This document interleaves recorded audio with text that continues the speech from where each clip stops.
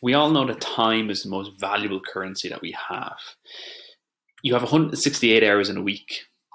3 hours of that spent in the gym or doing, say, some form of strength and conditioning work. We know we need to get stronger. If you're not lifting weights, you're going to bone mineral density is going to decrease. You're going to lose muscle mass, and therefore you're going to lose all toning, etc. We all need to lift weights. I'm not going to go into that in detail. We all need to do some cardio work for heart health and lung health, and we also need to do some flexibility and mobility work so that keep moving and keep injuries at bay. But if you were to do, say, 3 hours like we do at Unit 13 in the gym or via online Zoom classes or portal, whatever it is you're doing, you spend 3 hours per week. That's 1.7% of your overall time. There's 168 hours in a week. 3 hours of that is 1.7%. That investment, 1.7%, is going to have a huge return for you personally if you do it time after time after time. You can possibly say it's going to be 100% return, but how you feel, your energy, and how it affects all other aspects of your life. This can only typically be achieved with somebody when they're doing it for around 12 weeks on average. That gives enough time for peaks and troughs. But how do you actually find the time to do it? Well, it's about time management. So we have a worksheet here for you to guide you through on how to do it. So let's dive into it so I can explain it in a little bit more detail. So click the right buttons, Larry, off we go. So where do you spend your time? There's two worksheets down here. When you land on this page, you'll see time management example sheet and worksheet. So we're going to open them up.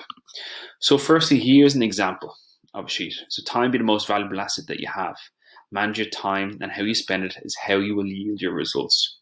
You have three pillars: your health, your work, and your personal life. We've talked to you about this before in your consultation. With these three pillars, you have to note where most of your time is being spent. Typically, most people are caught between work and personal life for the last few years.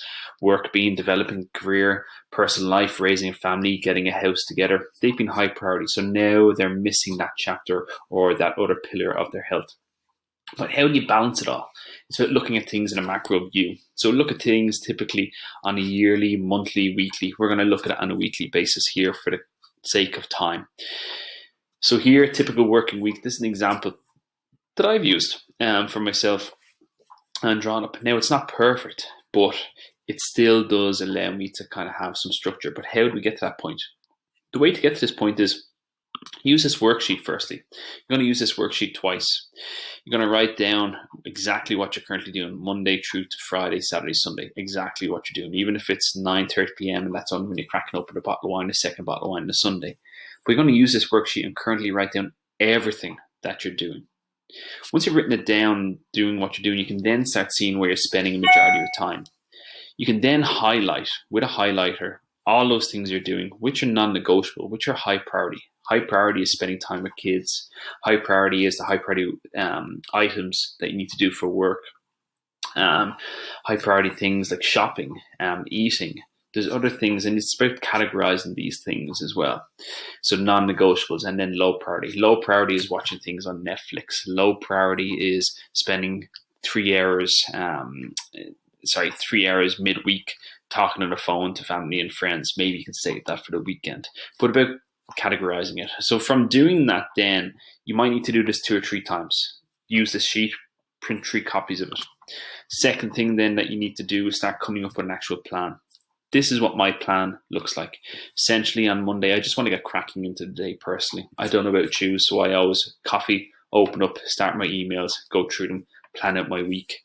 Then I start working on the high priority tasks. And my first meal on Monday is typically only at 11 o'clock. And this is just meal. It's meal 1 because breakfast oftentimes for people, they hate doing it. The idea stresses them out because they might have a very stressful work life or getting the kids ready. Then for me, I start back working at kind of more medium priority tasks. Then I always have lunch at 1 o'clock just to break up my day, go for a little bit of a walk, maybe back to work. And then hitting more work tasks that are low priority. But note in red, high priority tasks from 9 a.m. to 11.